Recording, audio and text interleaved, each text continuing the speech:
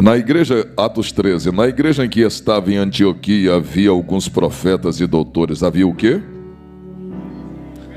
A saber, Barnabé e Simeão, chamado Níger, Lúcio, Cirineu, Manaém, que fora criado com Herodes, o tetrarca, e Saulo.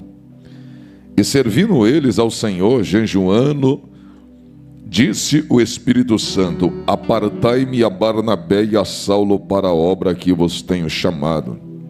Então, jejuando e orando, e pondo sobre eles as mãos, os despediram. E assim estes, enviados pelo Espírito Santo, desceram a Seleucia, e dali navegaram para Chipre.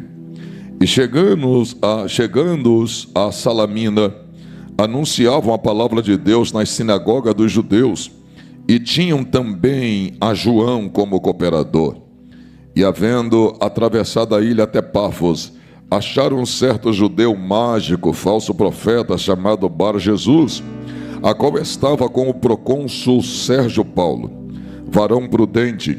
Este, chamando a si Barnabé e Saulo, procurava muito ouvir a palavra de Deus, mas resistia-lhes Elimais, o encantador, porque assim se interpretava seu nome. O procurador procurando apartar da fé o procônsul. Todavia Saulo, que também se chama Paulo, cheio do Espírito Santo, fixando os olhos nele, disse: ó filho do diabo, cheio de todo engano e de toda malícia, inimigo de toda justiça, não cessarás de perturbar os retos caminhos do Senhor? Eis aí, pois, agora contra ti a mão do Senhor. Ficarás cego, sem ver o sol por algum tempo. No mesmo instante, a escuridão e as trevas caíram sobre ele. E andando à roda, buscava a quem guiasse pela mão. Então o procônsul, vendo o que havia acontecido, ficou maravilhado com a doutrina do Senhor. E você diz amém. Queridos, a Bíblia diz que Paulo, Barnabé, e depois vai se juntar a ele Timóteo, o jovem Timóteo, o pastor com que andava ao lado de Saulo em suas viagens missionárias, ao lado de Paulo. Eles estão na igreja em Antioquia. Eles estão agora orando, jejuando e orando, sabe a quem? Ao Senhor. Quando você vê o apóstolo Paulo sendo chamado por Deus aqui, e só para constar, em Atos 13, versículo 9, é a primeira vez que Saulo é chamado de Paulo. É a primeira vez nas Escrituras que Saulo é chamado de Paulo, porque Saulo é o seu nome de cidadão, Paulo é o seu nome de cidadão romano. A Bíblia diz que quando você observa Saulo sendo chamado na igreja de Antioquia, você acha que foi da hora para a noite, foi da noite para o dia que o Espírito Santo chamou ele? Não foi. Quando o Senhor salva Saulo em Atos, no capítulo de número 9, de Atos capítulo 9 até o capítulo 13 de Atos dos Apóstolos, Paulo fica praticamente 10 anos. Quantos anos? Ele fica 10 anos se consagrando, ele fica 10 anos se preparando. Embora Saulo já era quem era, ele não era qualquer um. Saulo era fariseu da mais alta patente. Saulo era respeitado por demais em Israel, não só em Jerusalém, em Israel. Sabe aos pés de quem ele aprendeu toda a cultura rabínica? Sabe aos pés de quem ele estudou e conheceu a lei de Deus, o Pentateuco, os profetas, os livros poéticos? Sabe aos pés de quem ele estudou? Ele estudou aos pés de Gamaliel, o homem mais respeitado naquela época em Israel. Gamaliel fazia parte do Sinédrio, era como se fosse hoje no Brasil o STF, o Supremo Tribunal Federal. Ele fazia parte da mais alta corte naquela época. além de um grande mestre da palavra, ele também compunha o sinédrio, era um homem respeitado. Ser formado por Gamaliel é como se você hoje tivesse sido formado em Harvard, é como se você tivesse ido para Londres e se formado na segunda melhor faculdade do mundo, Oxford. Então Saulo tinha de fato muito conhecimento, ele era poliglota, ele falava muito bem. Esse era Saulo. Saulo tinha respeito, repita comigo, respeito. Agora olha para cá, quem é que não conhecia Saulo? Saulo era conhecido em Jerusalém, mas quando ele se converte, olha para cá, quando ele se converte, ele vai passar pelo processo de regeneração, porque Paulo precisava entender aquilo que ele perseguiu um dia. Você sabe por que Saulo perseguiu a igreja? Porque ele é ignorante concernente à fé. Porque os discípulos vão pregar para ele sobre a graça de Deus, os discípulos vão pregar sobre a morte e a ressurreição de Jesus. Os discípulos vão falar agora sobre o poder da graça.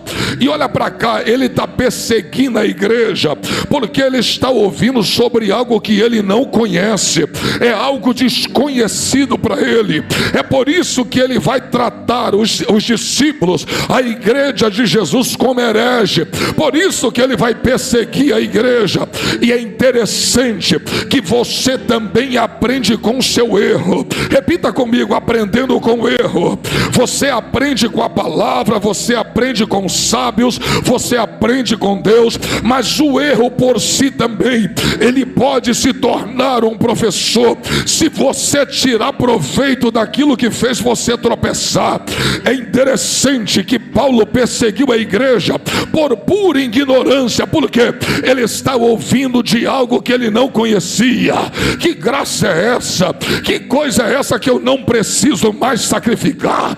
Que agora o sacrifício é esse tal de Jesus. Que coisa é essa que eu não tenho que mais circuncidar o órgão genital? Que agora quem se converte não pode mais circuncidar o órgão genital, cortar o prepúcio do órgão genital masculino. Estão dizendo agora que a circuncisão agora está no coração. Isso é heresia. Aonde que eu não preciso mais sacrificar, se o próprio Deus estabeleceu o sacrifício? Então Saulo por pura ignorância perseguiu a igreja. Agora olha para cá, a mesma estratégia depois de se converter ele vai usar. Todas as pessoas com que Paulo pregava o evangelho, depois que se tornou o grande apóstolo, ele fez justamente aquela ignorância que ele tinha, ele tirou proveito daquela ignorância. Sabe como é que Paulo pregava para os judeus? Ele começava pregando sobre o conhecido. O que era o conhecido? O Antigo Testamento, a lei de Deus, os profetas, os livros poéticos. Ele falava sobre o conhecido, porque o conhecido chama atenção, o conhecido me chama para o assunto, o conhecido me chama para o debate. Aí o que ele vai fazer? Ele começava pregando sobre o conhecido, para no final do sermão anunciar o desconhecido. E o que era o desconhecido? A graça de Deus, que os judeus não conheciam.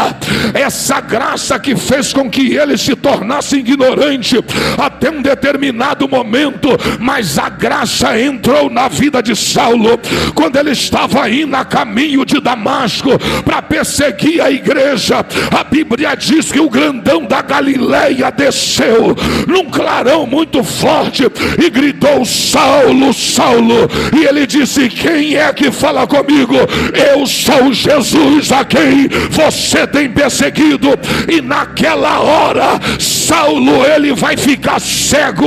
Olha para mim, Saulo fica cego.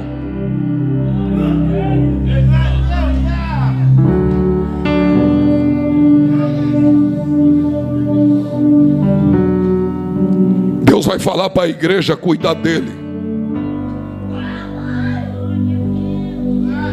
Cornélio, vai a uma rua chamada direita, Porque tem um homem que está orando agora e jejuando, e já fazem 3 dias e 3 noites que ele não vê a luz do dia. Qual é o nome dele, Senhor? O nome dele é Saulo de Tarso. Senhor, mas eu tenho ouvido muita coisa ruim acerca desse homem. Ele persegue teu povo, ele maltrata teu povo. Senhor, esse homem causa medo no teu povo. Olha para cá, não dá para dimensionar até onde a graça chega. Não dá para limitar o poder da graça. A graça alcança as pessoas que a gente menos imagina. A graça vai no coração de quem a gente menos espera. Aquele homem mais brabo da cidade, que odeia crente, odeia igreja, é esse que a graça gosta de confrontar e salvar. Aquelas pessoas que dizem: eu entro em qualquer lugar, entro na macumba, entro numa guerra, mas jamais entrarei numa igreja. É esses que a graça vai lá e salva. A graça entra em qualquer lugar. A graça entra nos hospitais. A graça entra dentro do templo. A graça vai pelo meio da rua. A graça salva quem está em cima. A graça pega quem está embaixo. A graça levanta quem está caído. A graça é a graça, ela entra em qualquer lugar para poder fazer a obra na vida do homem. A Bíblia diz que o Senhor chegou para ele e disse: eu sou Jesus. E quando Deus deu a ordem a Cornélio, diz assim: vai lá e não temas em fazer o que eu estou te mandando, porque esse para mim é um vaso escolhido, e ele levará a minha palavra diante dos reis e dos gentios dessa terra.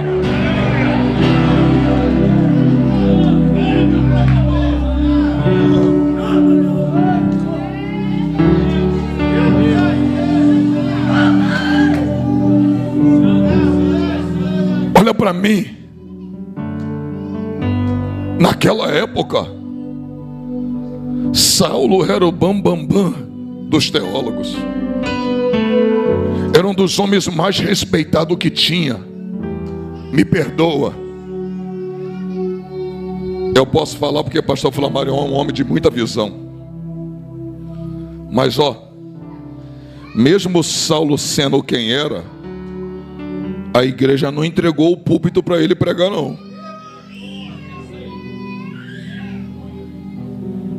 Olha para mim, mesmo Saulo sendo quem era, a igreja não colocou ele no altar e disse: pode pregar, você é conhecido. Opa, ele conhecia a lei, mas agora ele precisava conhecer os mistérios de Deus. Ele precisava conhecer mais sobre a graça de Deus. Olha para o trovão, sabe quantos anos ele vai ficar se preparando? Repita comigo: 10 anos. Olha para mim, esse é um erro que a igreja comete. Camarada é influencer, é artista da Globo, é cantor do mundo, aceitou Jesus, no outro dia está no púlpito, não foi discipulado, não passou pelo processo do discipulamento. E olha para mim, tem que ser discipulado. Não, trovão, mas já é membro da igreja, não quero saber. Tem que ser discipulado. Mateus capítulo 28, a partir do 20: vai por todo mundo, pregue a minha palavra, batize em nome do Pai, do Filho e do Espírito Santo, e ensinando eles a guardar todas as coisas, e tornando eles meus discípulos.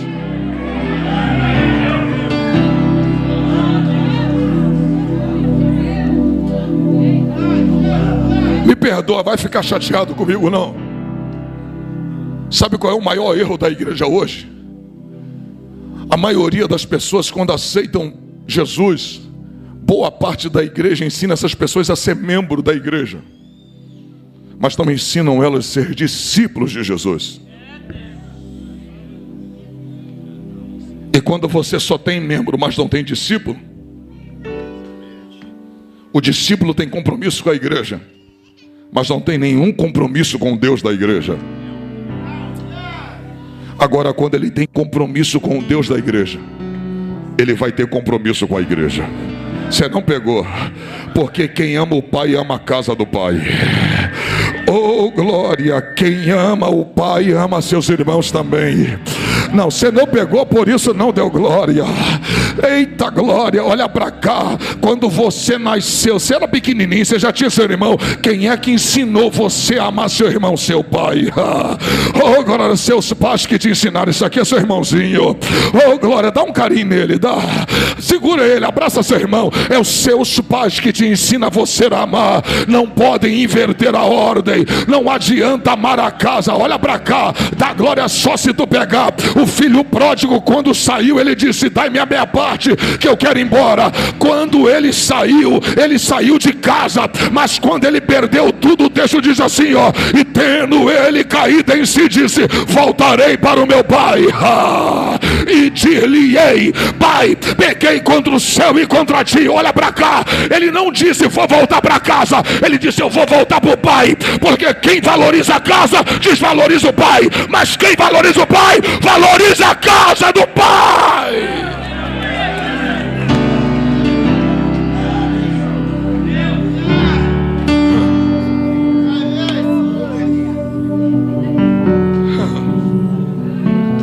Eu vou falar. Olha para o teu irmão, diga assim: não é a casa que te sustenta na presença do pai, é o pai que te sustenta na casa.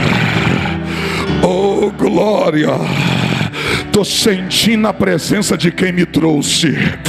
Tô sentindo a presença do grandão da Galileia.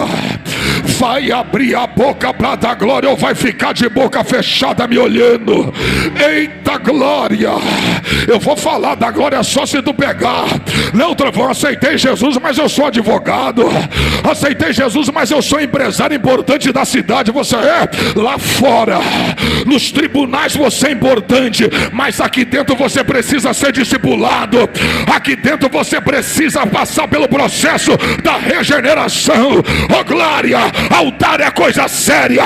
Altar não é de quem é mais famoso. Altar é quem está preparado e com a vida no altar para falar do evangelho.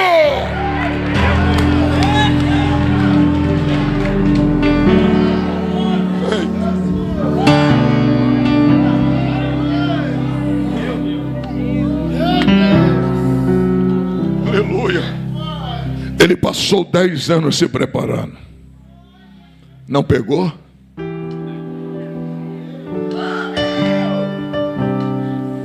Eu vou falar. O homem já tinha instrução, mas passou mais de 10 anos conhecendo o que ele não conhecia. Eu vou falar.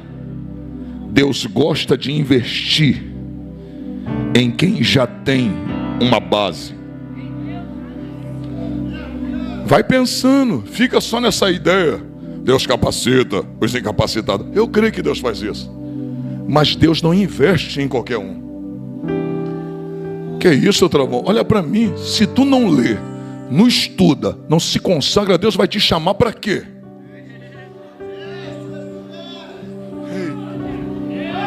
Aqui eu já vou tocar um pouco mais forte. Filho, principalmente para você que tem ministério, pelo amor de Deus, Deus não dá ministério para todo mundo. Ministério é seletivo. Deus dá para alguns, está na Bíblia. A uns ele chamou a profeta, a outros a pastores, outros mestres e doutores.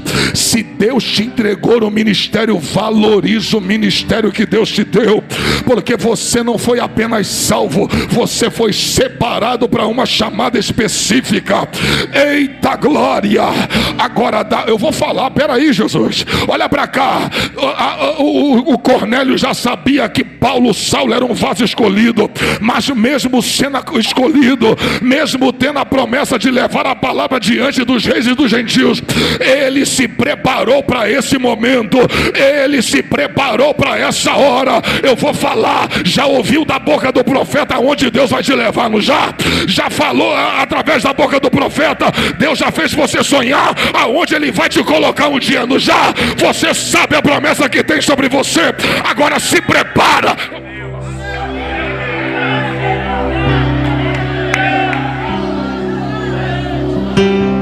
Trovão, por que eu tenho que me preparar? Porque toda promessa que Deus te faz, ela já está pronta. Então o que eu tenho que fazer? É se aprontar para receber a promessa. Oh, glória! Pega na mão de alguém, pega, fala, se prepara. Fala, se prepara para receber o que Deus preparou para você. Eita glória! Cadê você que vai abrir essa boca para dar glória? Meu Deus, eu estou sentindo a presença do grandão aqui. Cadê você que vai dar aquele glória que deixa Jesus feliz e a cabeça nervosa?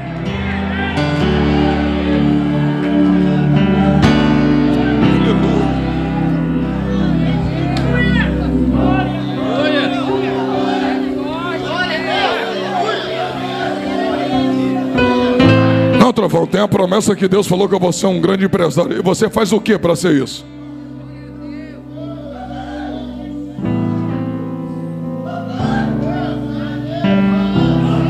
Não, trovão, Deus falou que eu vou ser um grande pregador. E você faz o que? Assistindo maratona Netflix? Você acha que Deus vai te chamar assim? Deus não usa a ferramenta cega. Deus usa a ferramenta molada. Eita glória! Eu vou falar, hein? Eita Jesus, eu vou falar. Leva aqui em Valadares chama açougue ou casa de carne? Leva lá no açougue agora, pega uma picanha argentina, coloca na mão do açougueiro, dá uma faca de 12 polegadas daquela de Cabo Branco para ele sem corte, e dá uma pequenininha peixeira afiada. Eita glória! Pergunta qual que ele vai usar. Aqui tem beleza, mas não tem corte, ou aquela feinha, mas que está afiada. Ele vai usar que está pronta. Ele vai usar que está pronta para ser usada. Assim também é Deus. Não adianta vir com o melhor perfume, não adianta botar a melhor roupa, não adianta vir todo encapado se por dentro você não está do jeito que Deus quer. Se prepara para que Deus se levante.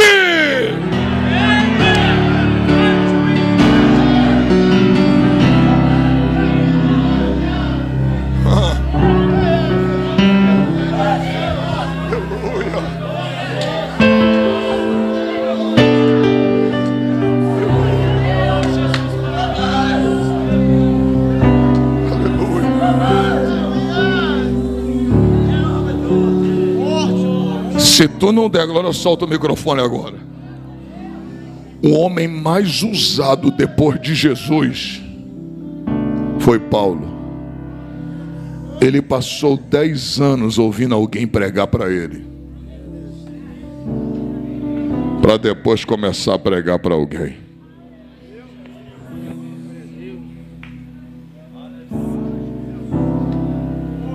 Porque uma hora Deus vai gritar teu nome e vai dizer: Carlos, Pedro, José, Francisco, Marcelo. A hora que Deus gritar, você vai dizer: eis-me aqui. Ourimi candarabacalabaia. Rapaz, eu estou sentindo uma presença de Jesus aqui. Eita glória! Eita glória! Ô varão, está sentindo a presença de Jesus aqui? Aleluia! Porque você vai ter autonomia quando você for pregar para alguém. Porque o dia que você for usado para repreender alguém, você vai repreender com autoridade, com conhecimento de causa. Eu parei para ouvir, eu sentei para aprender. Oh glória! Eu vou falar da glória só. Eu vou falar, peraí. Sabe com quantos anos Jesus começou a expulsar demônio, a fazer milagre? Com 30. Porque com 29 ele não expulsou demônio se tinha gente endemoniada? Porque com 29 ele não ressuscitou morto se tinha gente morrendo? Porque com 29 ele não curou os cegos se tinha gente cega? Porque a Bíblia diz que ele vai se manifestar na plenitude dos tempos. Até para Jesus teve a hora de Deus, até para Jesus teve o tempo de Deus. Se para Jesus teve o tempo de Deus, se para João teve o tempo de Deus, se para Paulo teve o tempo de Deus, para mim e para você também haverá o tempo de Deus.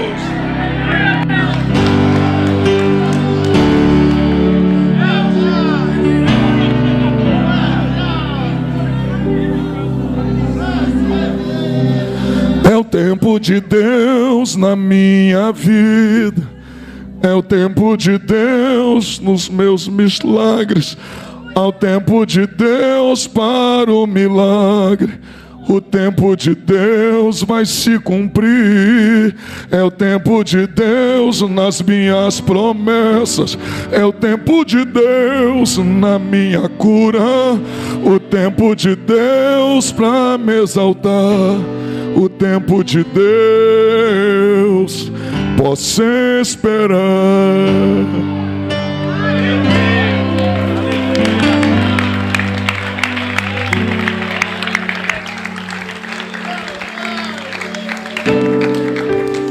Agora olha para mim.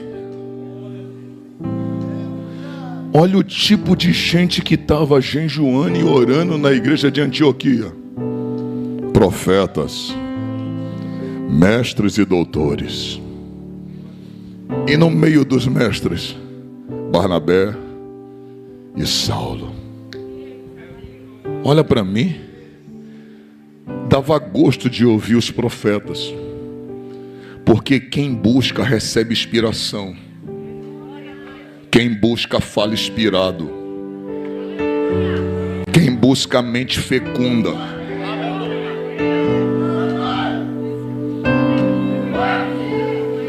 Quando você não ora, olha para mim.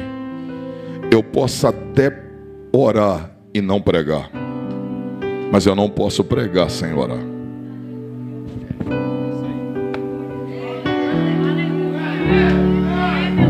Porque quando você não ora é só sua mente.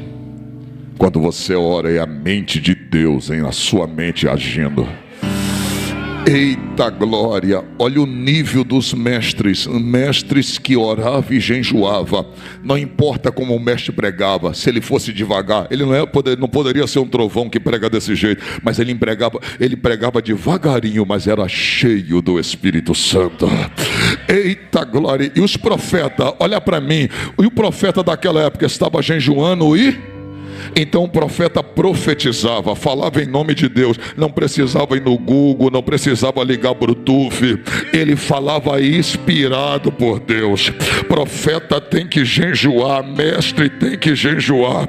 Pode pregar devagarinho, mas pregue cheio do Espírito Santo. Não precisa dar um grito, mas pregue cheio do Espírito Santo.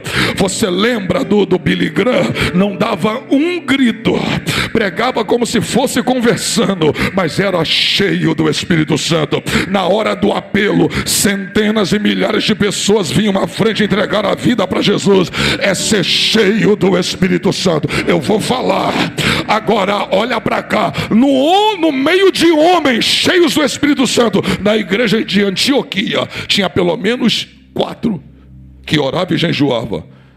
E além disso tinha Paulo e Saulo. Tinha Saulo e Barnabé. Só que no meio dos 6, disse o Espírito Santo: apartai-vos a Saulo e a Barnabé para a obra que eu vos tenho chamado. Não, você não pegou. Sabe o que quer dizer a palavra Paulo? Pequeno. Paulo quer dizer? Deus escolheu o menor no meio dos grandes. Não, você não pegou. Eita glória, olha para cá. Esse é o problema de muita gente. Quem foi que escolheu Saulo foi quem? O Espírito. E Barnabé, quem escolheu? Mas não tinha mestres e profeta? Mas Deus escolheu Saulo e Barnabé no meio dos profetas e dos mestres. Olha para cá, tem gente que vai questionar você. Por que ele e não eu? Por que ele está lá e não eu? Por que ela está naquela posição e não eu? Por que ele tem e não eu? Por que ele foi e não eu? Por que ele está e eu não estou? É simples. Quem escolheu você para ir foi Deus. Quem colocou você aonde está foi Deus. O que você tem, quem te deu foi Deus. Quem te exaltou foi Deus. Eita glória. Dá uma olhadinha eu vou falar, peraí.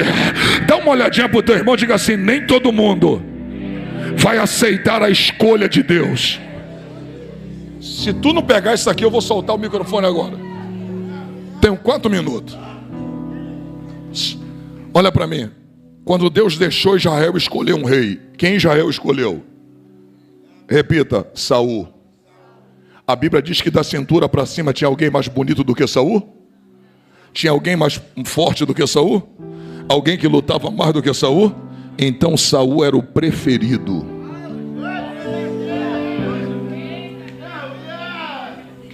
Mas na casa de Jessé, quem era o escolhido?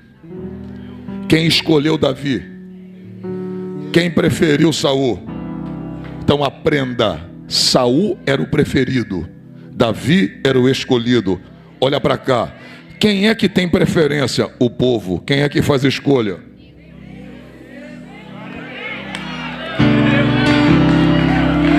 Agora, olha para cá, quem agrada mais o povo, o preferido ou o escolhido?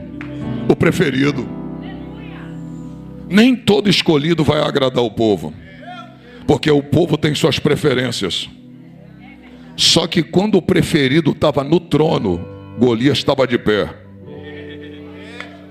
Porque preferido sabia lutar, tinha espada, tinha beleza, mas não tinha graça, não tinha unção. Oh glória, enquanto o preferido estava lá no trono, o gigante estava lá gritando: quem é que pode me encarar? Quem é que pode me vencer? Mas a hora que Deus mandou o escolhido para a guerra, o gigante vai vir ao chão na hora. Não, dá glória só se tu pegar. E normalmente escolhido não tem muita beleza. Escolhido, alguém olha para ele assim e diz: esse aí Deus fala na cara: o maior tesouro desse homem não está na aparência, está na sua essência. Oh glória. Não, se tu não pegar, eu vou parar agora. A maior arma que ele tem não está na mão, está dentro dele. Oh glória. É como se Golias olhasse para ele e dissesse assim: você que vai me encarar, Saul não me encarou. É como se Deus estivesse falando para ele: só que Saul, Golias, é o preferido. Esse que está na sua frente é o escolhido.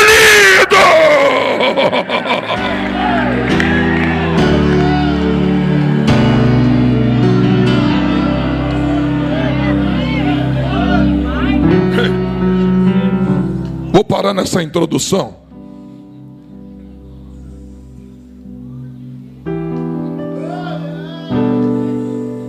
Valorize esse lugar que você está, que é a casa de Deus, porque foi num culto na igreja de Antioquia que o Espírito Santo escolhe Saulo, e ele vai se tornar o maior homem que o mundo já conheceu depois de Jesus.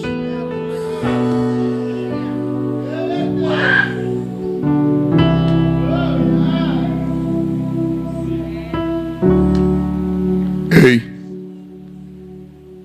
Paulo não jejuou depois que estava em cima do altar. Paulo não jejuou depois que começou a pregar. Ele já se consagrava antes.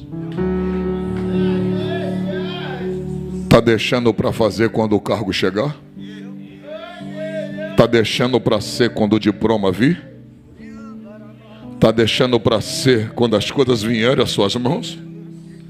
Seja antes das coisas e não depois das coisas. Olha aqui. Se a igreja aprende esse princípio da Bíblia, a igreja não teria problemas com obreiros, não teria problemas com diáconos, com pessoas que foram separadas. Porque quando Pedro pediu para escolher 7 diáconos para suprir uma lacuna que tinha na igreja, para ter o cuidado com as viúvas e com os órfãos, sabe o que ele disse? Escolhemos, pois, 7 homens, cheios do Espírito Santo, cheios de sabedoria e cheios de... Agora, para exercer qual cargo? O cargo diga, diácono. Aprenda, eles não se tornaram cheios do Espírito Santo depois que foram diáconos. Eles já eram cheios para depois se tornarem diáconos.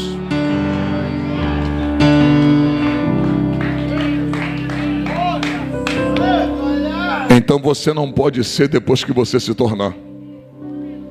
Você vai se tornar pelaquilo que você já é. Amém? Cadê os crentes que ainda crê na chamada de Deus aqui?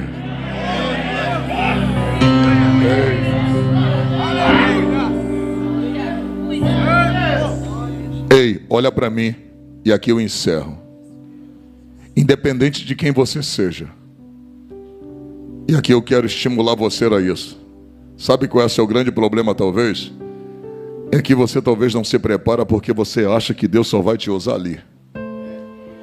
Você acha que Deus só vai te usar um dia no Congresso dos Labaredas? Olha para mim. Deus não precisa tirar você da onde você está para te usar. Deus pode te usar você sendo mecânico. Deus pode usar você sendo pedreiro. Deus pode usar você sendo pintor. Deus pode usar você sendo empresário. Deus pode usar você sendo dentista. Deus pode usar você sendo Uber. Porque para Deus usar não importa posição e nem lugar. É aonde tem um vaso preparado e disponível, Ele vai usar.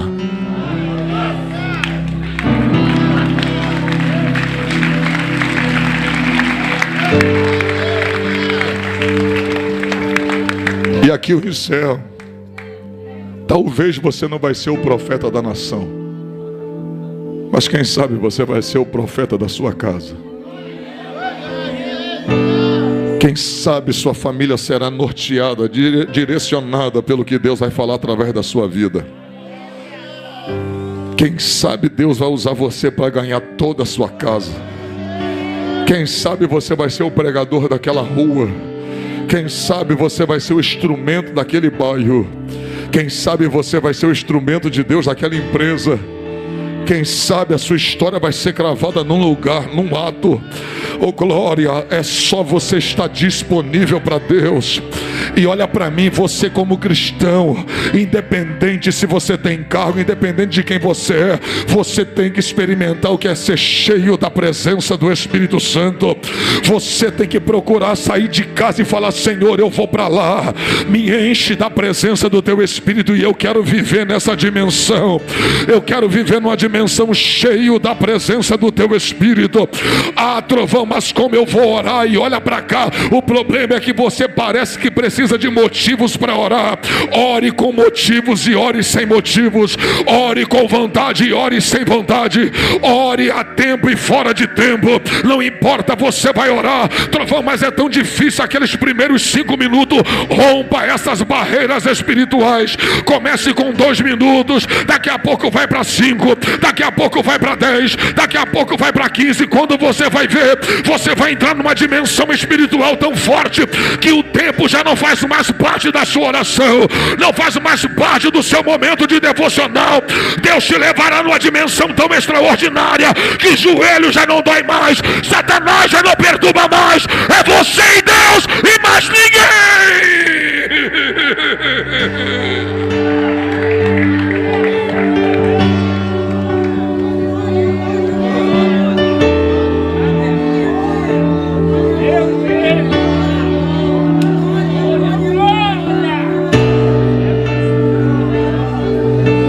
Dobra teu joelho quando for orar no teu quarto e fala: Espírito Santo, se ajoelha comigo.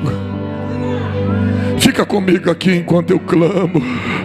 Oh glória, oh glória. Você vai ver Ele se manifestar naquele quarto. Você vai ver Ele se manifestar enquanto você estiver orando. Ele vai te envolver com a presença poderosa dEle. Oh glória. Quem está sentindo essa presença de Jesus gloriosa, fique de pé, fique de pé.